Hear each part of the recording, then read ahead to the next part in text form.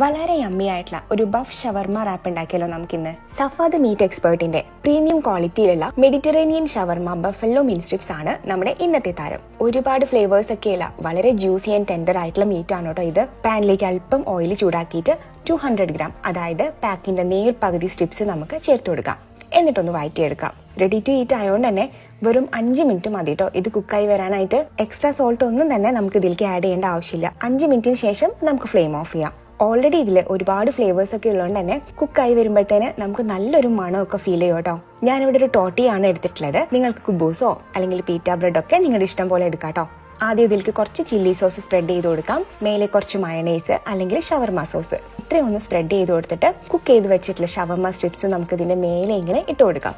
ഇതുപോലെ കുറച്ച് ലെറ്റസും അനിയൻസും ടൊമാറ്റോസും കൂടി ആഡ് ചെയ്തിട്ട് അല്പം മയണൈസ് കൂടി ഒഴിച്ചിട്ട് നല്ല പോലെ അങ്ങ് റാപ്പ് ചെയ്തെടുക്കാം. നമുക്ക് ഇഷ്ടമുള്ള പോലെ റാപ്പ് ചെയ്യാം കേട്ടോ.